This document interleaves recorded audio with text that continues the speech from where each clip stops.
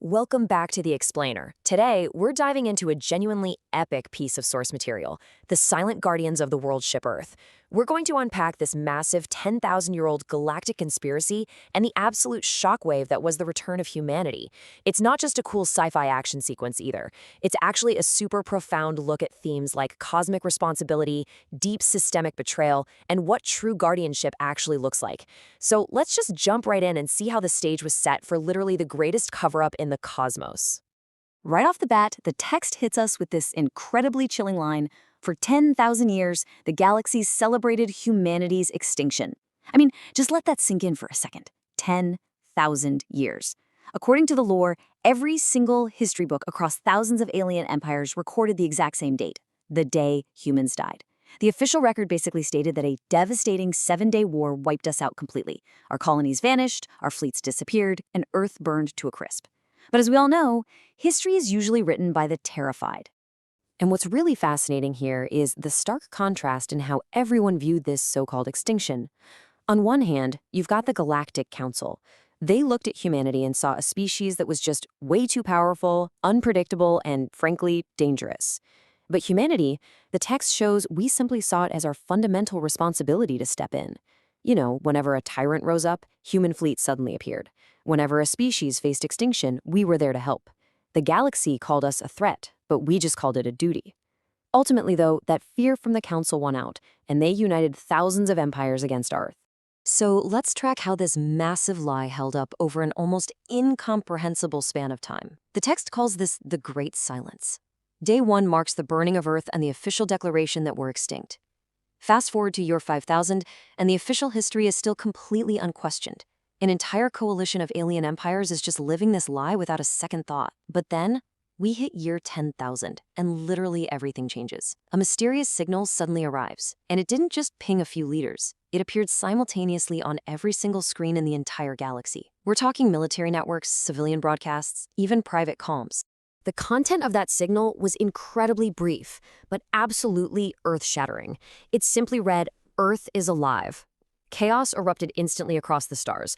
Governments totally panicked, shutting down their systems left and right. Scientists are scrambling for explanations. Hackers and AIs are getting blamed and interrogated, but nothing worked. The message could not be erased. And then, a second chilling message broadcast across every network.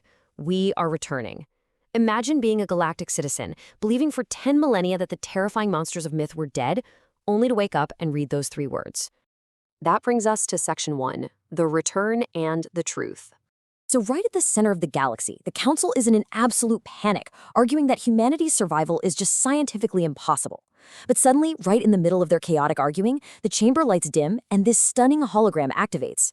It wasn't the ruined, burned-out cinder of a planet from their history books. It was a thriving, living Earth, complete with vibrant blue oceans and glowing cities. The room falls into dead silence, broken only by someone whispering, "That's impossible." And a voice simply answers, "No." A terrifyingly calm, gray-haired man in a simple black uniform appears before them stating, "My name is Admiral Elias Ward, and humanity remembers everything." Keep in mind, nobody in that room under the age of 10,000 years had ever even seen a human being, and here he stands projecting total confidence and bringing a profound reckoning right to their doorstep. The truth was suddenly undeniable. Humanity never actually started the ancient war. We actually tried to prevent it. It was the Council that launched the first attack and then lied about the whole thing for 10,000 years. Humanity's return triggered this massive, galaxy-wide data dump. Old classified files were unlocked globally, secret footage, military orders, hidden council meetings, all of it just flooded public networks everywhere. And the fallout was instantaneous. Mountains of raw evidence proved the Council's betrayal, which plunged worlds into riots and caused entire governments to literally collapse within hours. Which leads into Section 2, the Devourer Crisis. Now, the galaxy's sheer outrage at the Council's 10 millennia-long lie was actually cut short really abruptly. Just as these political structures were falling apart from the inside, an apocalyptic threat was waking up just beyond the edges of known space, the Devourers. According to the text, this was an ancient machine civilization older than the galaxy itself, and their sole purpose? To consume entire star systems. They'd already destroyed countless galaxies before arriving here, and they were completely unstoppable. The source material paints this incredibly frantic, desperate picture. Planet after planet simply vanishing, entire fleets disappearing into nothingness. Even weapons capable of destroying suns barely slowed these living machines down. Suddenly, the entire galaxy is pushed to the absolute brink of extinction, with survival estimated in mere weeks. The Galactic Council is sending out desperate messages, deploying every single military force available, but absolutely nothing is working. The Devourers are advancing relentlessly. And just as all hope seems completely lost, humanity sends a single, confusing transmission to the failing galactic fleets: stand down. The whole galaxy watched in total bewilderment. I mean, stand down against an unstoppable enemy? Had humanity just gone completely insane? Well, then came the ultimate revelation. Earth literally opened up. The oceans parted, the continents physically shifted out of the way. Ancient structures larger than moons emerged right from beneath the surface. And then, millions of hidden engines ignited, actually lifting the entire planet out of its orbit. Earth, as it turns out, had never been just a planet. It was a massive world ship, transforming right before the galaxy's eyes. It's a total game changer. The scale of this is honestly hard to even fathom, but the text breaks it down brilliantly. Thousands of stars flashed simultaneously as millions of hidden human fleets emerged from the void. We are talking about warships larger than planets, carriers that stretched across entire solar systems, equipped with physics-defying weaponry that bent stars and folded space. Humanity hadn't been dead for 10,000 years. No, they had spent every single day of those 10 millennia preparing this incomprehensibly massive armada for this exact moment. Now, I want you to consider the number 17. The Devourers were this ancient terror that had successfully wiped out thousands of entire galaxies. But when they reached the galactic border and finally encountered humanity, the entire war lasted exactly 17 minutes. 17. Human ships were moving faster than light itself, and entire machine armadas just vanished in flashes of blue energy. Right at the center of the battlefield stood the Earth world ship. Admiral Ward watched from the bridge, received confirmation of the enemy command structure, and gave a very simple order: end it.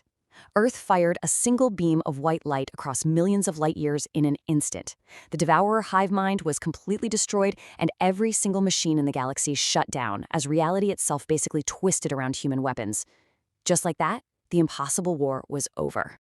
And that brings us to Section 3, Guardians, Not Conquerors. In the silent aftermath that spread across the stars, nobody really celebrated. They mostly just stared in shock, because the most impossible thing wasn't the insane weaponry or the world ship. It was the fact that humanity had just saved the very people who had tried to exterminate them 10,000 years ago. Days later, the terrified Galactic Council requested a meeting with Admiral Ward. Remember, this is the same organization that literally ordered our destruction. They stood before Ward, terrified, fully expecting to be wiped out, and confessed their ancient sins. One said, "We owe you everything." Another admitted, "We betrayed you." And finally, "We tried to erase your species." Ward's response was incredibly simple.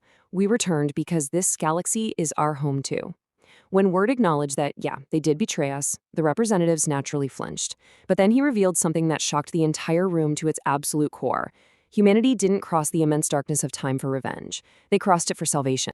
Before leaving, Admiral Ward left the council with one final, legendary message.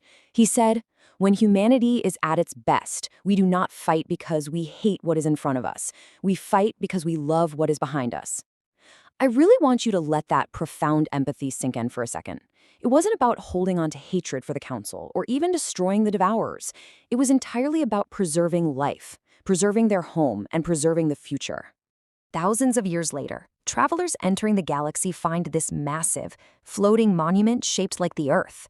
And the words beneath it read, "They were betrayed, they returned, they saved us anyway." This monument ensures that the galaxy finally, permanently understands humanity. Not as monsters, not as conquerors, but as the true silent guardians of the cosmos. It's just such a powerful and moving conclusion from our source material today, which leaves us with a provocative thought to end on. If we are defined by what we choose to protect, what kind of guardian are you?